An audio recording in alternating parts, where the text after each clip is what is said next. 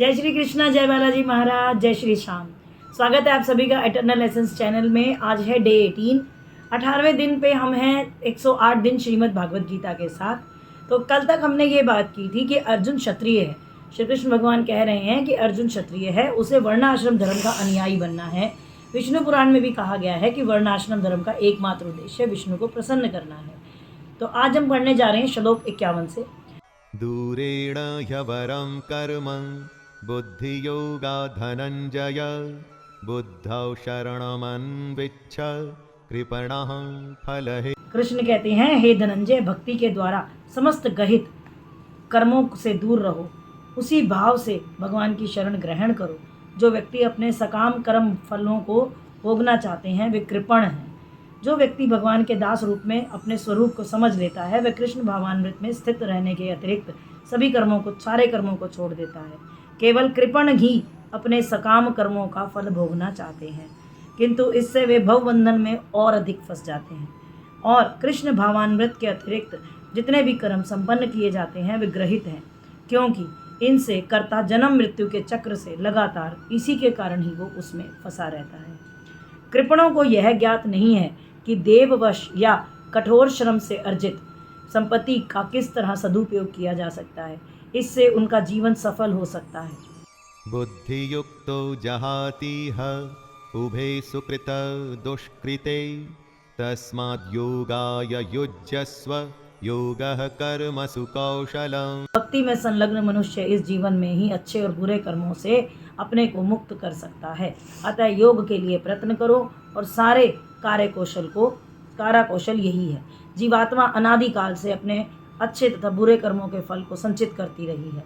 इस अज्ञान को भगवत गीता के उपदेशों द्वारा ही दूर किया जा सकता है। यह हमें पूर्ण रूप से भगवान श्री कृष्ण की शरण में जाने और जन्म जन्मांतर के कर्म फल की श्रृंखला का शिकार बनने से मुक्त होने का उपदेश देती है। अतः अर्जुन को कृष्ण भावामृत में कार्य करने के लिए कहा गया। कर्मजं बुद्धियुक्ता हि फलं त्यक्त्वा मनीषिणः जन्मबन्ध विनिर्मुक्तः पदं गच्छन्त्यनाम्। इस तरह भगवत भक्ति में लगे रहकर बड़े बड़े ऋषि मुनि अथवा भक्तगण अपने आप को इस भौतिक संसार में कर्म के फलों से मुक्त कर लेते हैं। इस प्रकार वे जन्म मृत्यु के चक्र से भी छूट जाते हैं और भगवान के पास जाकर उस अवस्था को प्राप्त कर लेते हैं। जिसने उन भगवान के चरण कमल रूपी नाव को ग्रहण कर लिया वो दृश्य जगत में आश्रय है, मुकुंद नाम से विख्यात है, अर्थात मुक्ति का दाता है। उसके लिए यह भवसागर खोखुर के समान समाये जल के समान है। उसका लक्ष्य परम पदम है, अर्थात वह स्थान जहाँ भौतिक कष्ट कोई भी नहीं है। केवल अज्ञानवश अल्प ज्ञानी पुरुष यह सोचकर कर्मों से वे सुख रह सकेंगे, सकाम कर्म करते हुए स्थिति को सहन करते हैं। उन्हें यह ज्ञात नहीं है कि इस संसार में कहीं भी कोई भी शरीर दुखों से रहित नहीं है।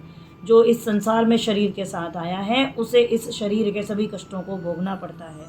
जो भ्रमवश यह सोचता है कि स्थिति और भगवान की स्थिति एक समान है, उसे समझ लो वह अंधकार में है और स्वयं भगवत भक्ति करने में असमर्थ है।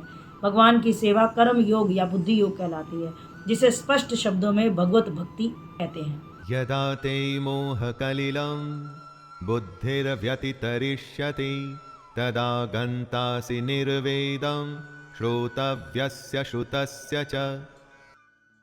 जब तुम्हारी बुद्धि मोह रूपी सघन वन को पार कर जाएगी तो तुम सुने हुए और सुनने योग्य के प्रति अन्यमनस्क हो जाओगे। भगवत भक्तों के जीवन में ऐसे अनेक उदाहरण प्राप्त हैं जिन्हें भगवत भक्ति के कारण वैदिक कर्म कांड से विरक्ति हो गई है। सकाम कर्मों के अनुष्ठानों के प्रति पूर्णतया अन्यमनस्क हो जाता है, भले ही वह अनुभवी ब्राह्मण क्यों ना हो। इस बात के लिए श्री माधवेंद्र पुरी का कहना है, संध्या वंदन भ्रदमस्तु भवतो भो स्नान तुभ्यम नमो भो देवा पितृश्च तर्पण विधो नाहम शमम शम्यताम यत्र क्वापि निषद यादव कुललोतमस्य कंस दिश समारम समारमघम हरामी तदलम मन्ये किमियेन में। हे मेरी त्रिकाल प्रार्थनाओं तुम्हारी जय हो। हे स्नान तुम्हें प्रणाम है। हे पितृगण, अब मैं आप लोगों के लिए तर्पण करने में असमर्थ हूँ। अब तो यहाँ भी बैठता हूँ, यादव कुलवंशी कंस के हंता श्री कृष्ण का ही स्मरण करता हूँ। इस तरह मैं अपने पाप में बंधन से मुक्त होता हूँ। मैं सोचता हूँ यही मेरे लिए पर्याप्त है। यदि कोई परमेश्वर कृष्ण की सेवा करके ज्ञान को प्राप्त होता है तो उसे शास्त्रों में वर्णित विभिन्न प्रकार की तपस्याएं और यज्ञ की आवश्यकता नहीं होती। इसी प्रकार जो यह नहीं समझता कि वेदों का उद्देश्य कृष्ण तक पहुंचना है, अपने आप को अनुष्ठान आदि में व्यस्त रखता है, वह केवल अपना समय नष्ट करता है। यानी कि बेमन से, बिना दिल से की गई पूजा कभी भी आपको कृष्ण भावामृत में नहीं लेकर जाती, आपको भगवान कृष्ण के समीप नहीं लेकर जाती। अतः जो भी कार्य श्रुति विप्रतिपन्ना ते यदा स्थास्यति निश्चला समाधावचला बुद्धिस्तदा योगमवाप्स्यसि। जब तुम्हारा मन वेदों की अलंकारमयी भाषा से विचलित ना हो और वह आत्म साक्षात्कार की समाधि में स्थिर हो जाए, तब तुम्हें दिव्य चेतना प्राप्त हो जाएगी। कृष्ण भगवान कहते हैं कि कोई समाधि में है, इस कथन का अर्थ है कि वह पूर्णतः कृष्ण भावान्वित में हो चुका है। यानी कि वो पूर्ण समाधि में ब्रह्म परमात्मा और भगवान को उसने प्राप्त कर लिया है।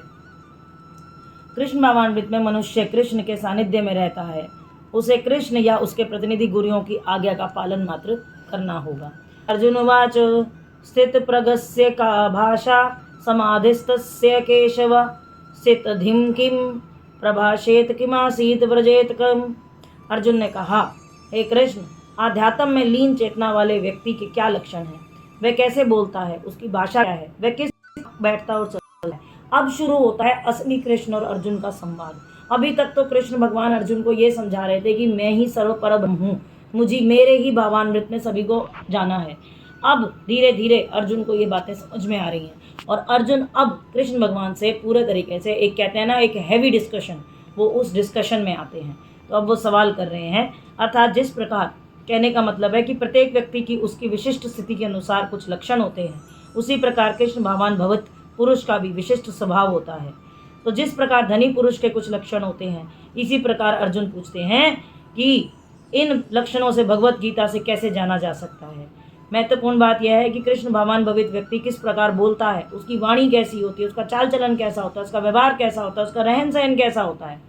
श्री भगवानुवाच प्रजहाति यदा कामान् सर्वान् पार्थमनोगतान् आत्मयैवात्मना तुष्टः स्थितप्रज्ञस्तदोच्यते। श्री भगवान कहते हैं कि हे पार्थ, जब मनुष्य मनोधर्म से उत्पन्न होने वाली इंद्रिय तृप्ति के समस्त भावनाओं कामनाओं का परित्याग कर देता है, जब वह इस प्रकार के विशुद्ध हुआ मन आत्माओं से संतोष कर प्राप्त करता है, विशुद्ध दिव्य चेतना को प्राप्त करना कहा जाता है। श्रीमद् भागवत गीता में इसकी पुष्टि हुई है कि श्रीमद् भागवत में इसकी पुष्टि हुई है कि जो मनुष्य पूर्णतः कृष्ण भावान भवित या भगवत भक्त होता है, उसे महर्षियों के समस्त सद्गुण उसमें पाए जाते हैं। यह ठीक ही कहा गया है कि व्यक्ति का मनोधर्म द्वारा कल्पित सारी विषय वासनाओं को त्यागना होता है।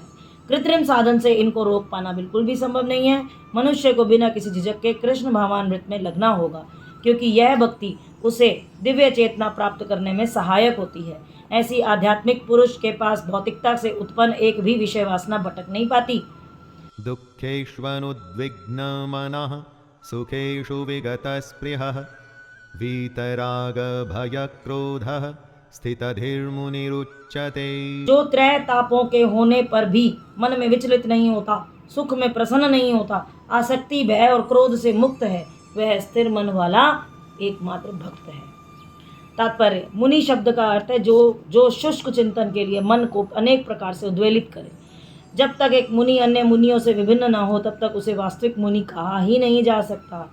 न चासा वृष्यस्य मतम न भिन्नम, किंतु जिस स्थितिधि मुनि का भगवान ने यहाँ उल्लेख किया है, वह सामान्य मुनि से बिल्कुल अलग है। वह प्रशांत निशेष मनोस्थानांतर स्त्रोत रत्न 43 कहलाता है, या जिसने शुष्क चिंतन की अवस्था पार ली, वह इस निष्कर्ष पर पहुंचा है कि भगवान श्री कृष्ण और वासुदेव ही सब कुछ है। राग का अर्थ होता है इंद्रिय तृप्ति के लिए वस्तुओं को ग्रहण करना। विराग का अर्थ होता है इंद्रिय आसक्ति का अभाव। किंतु कृष्ण भावामृत में स्थिर व्यक्ति न राग होता है न विराग, क्योंकि उसका पूरा जीवन कृष्ण की सेवा में लगा हुआ होता है। चाहे विजय हो या ना हो, लेकिन कृष्ण भाव में ग्रसित व्यक्ति अपने संकल्प का पक्का होता है। यह सर्वत्रान भिन्ने हस्तत्राप्या शुभाशुभम नाभिनंदति न देष्टि तस्य प्रज्ञा प्रतिष्ठता। 47-57।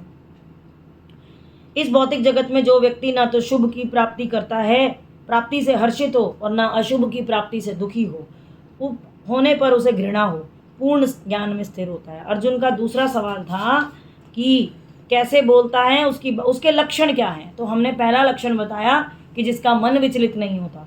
दूसरा लक्षण कृष्ण भगवान बताते हैं कि जिसको शुभ और अशुभ का कोई फर्क नहीं पड़ता। भक्ति जगत में सदा ही कुछ ना कुछ उथल पुथल होती रहती है, परिणाम कभी अच्छा होता है, कभी बुरा होता है। ऐसी उथल पुथल से कभी भी व्यक्ति को, जो कृष्ण भावान भवित का व्यक्ति है, उसे अस्थिर नहीं होना चाहिए। वह अच्छे और बुरे, शुभ और लाभ से अप्रभावित रहता है। किंतु जो कृष्ण भावान में स्थिर है, अच्छाई बुराई से अछूता है, उसका सरोकार कृष्ण से रहता है, जो सब मंगल मांगल्य है। यदा संहरति चायं कूर्मोऽङ्गनीव सर्वशः इन्द्रियाणीन्द्रियार्थेभ्यस्तस्य प्रज्ञा प्रतिष्ठिता। जिस प्रकार कछुआ अपने अंगों को संकोचित करके खोल के भीतर कर लेता है, उसी तरह जो मनुष्य अपनी इंद्रियों को इंद्रिय विषयों में खींच लेता है, वह पूर्ण चेतना में दृढ़ता पूर्वक स्थिर होता है। ये है तीसरा गुण, कि जिस व्यक्ति ने अपनी इंद्रियां वश में कर ली, वह व्यक्ति पूर्णतः स्थिर व्यक्ति कहलाता है।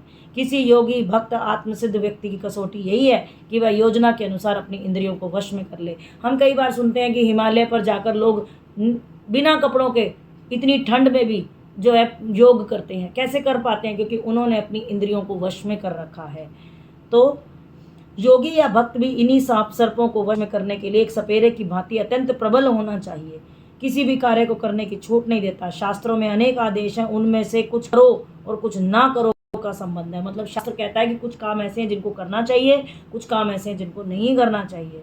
वहीं पर ही व्यक्ति का संयम दिखाया जाता है। तो सर्वश्रेष्ठ उदाहरण कछुए का ही है, जहाँ पर कछुआ अपनी इंद्रियों को वश में करके अपने आप को उस खोखल के अंदर बंद कर लेता है। इंद्रियों को सदैव भगवान की सेवा में लगाए रखना ही कर्म द्वारा प्रस्तुत दृष्टांत के अनुरूप है। विषा विनरन्ते निराहास्य देहिना रसवर्जम रसोपयम परम दृष्टा निवर्तते। 59। देहधारी जीव इंद्र भोगियों से भले ही निवृत्त हो जाए, पर उसमें इंद्र भोगियों की इच्छा बनी रहती है। लेकिन उत्तम रस के अनुभव में ऐसे कार्यों को बंद करने पर वह भक्ति में स्थिर हो जाता है। जब तक कोई आध्यात्म को प्राप्त न हो, तब तक इंद्रिय भोग से विरत होता रहता है। विधि विधानों द्वारा इंद्रिय भोग को संयमित करने की विधि वैसी ही है जैसे किसी रोग में किसी भोज्य पदार्थ खाने पर प्रतिबंध लगाना। किंतु इससे रोगी की ना तो भोजन के प्रति रुचि समाप्त होती है, ना ही वह प्रतिबंध लगाया जाना चाहता है। इस प्रकार अल्पज्ञानी व्यक्तियों के लिए इंद्रिय संयमन के लिए अष्टांग योग जैसी विधि का संस्तुति की गई है, जिसमें यम, नियम, आसन, प्राणायाम, प्रत्याहार, धारणा, ध्यान आदि सम्मिलित हैं। ऐसे प्रतिबंध भी तक ठीक हैं जब तक कि कृष्ण भावामृत में रुचि जागृत नहीं होती। वह वास्तव में रुचि जग जाती है तो मनुष्य स्वतः ही उल्टी सीधी चीज़ों को छोड़कर इंद्रियों को वश में कर लेता है। यततो हपापि कौन्तेय पुरुषस्य विपश्चितः इंद्रियाणि प्रमाथीन रन्ति प्रभवं मनः। 60।